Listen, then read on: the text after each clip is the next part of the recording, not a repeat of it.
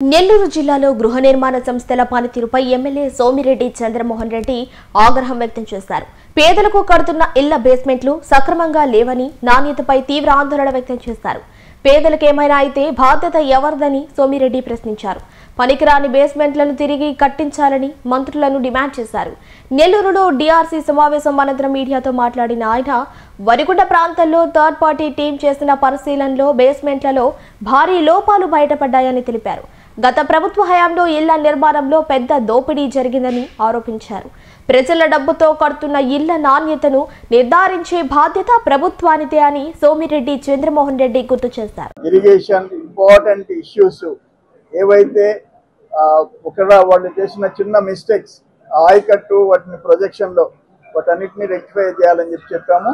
వాళ్ళు రియలైజ్ అయినారు. At the same time water surplus ఉందని చెప్పి ఎక్కడ కూడా ఒక టీఎంసీకి 10,000 ఎకరాలు 10,000 ఎకరాలు ఒక టీఎంసీ దాటి ఖర్చు పెట్టకూడదనే డైరెక్షన్ కూడా ఇవ్వడం జరిగింది. లాస్ట్ గవర్నమెంట్ లో సెకండ్ క్రాప్ 1,10,000 ఎకరాలకి 40 టీఎంసీలు కాజేశారు. అంటే 10 టీఎంసీలు ఖర్చు పెట్టాల్సింది. ఇవన్నీ కూడా క్లియర్ డైరెక్షన్స్ ఇచ్చాము.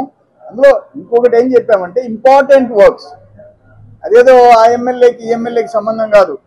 కండలేరు సర్ప్లస్ అయితే 50,000 దాకా వస్తే ఎటు పోవాలి? కండలేరు క్రీక్ లో కలిసే 6 కిలోమీటర్లు అక్కడ పర్వతాపురం నుంచి పులికల్లు నుంచి మామిడిపత్తి నుంచి వీటన్నిటి మీద పోవాలి.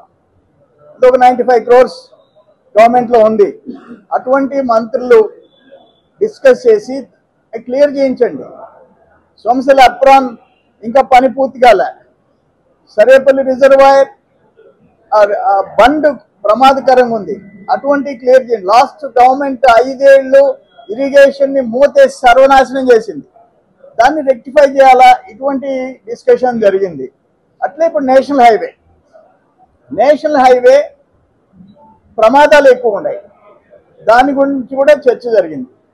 ఎక్కడెక్కడ అండర్ పాస్ కానీ ఓవర్ బ్రిడ్జెస్ కానీ అని అంటే అవన్నీ ప్రపోజల్ పంపించామని చెప్తున్నారు. నెల్లూరు చెన్నై మధ్య 6 lane కి అప్రూవ్ అయింది. డిపిఆర్ తయారవుతుంది.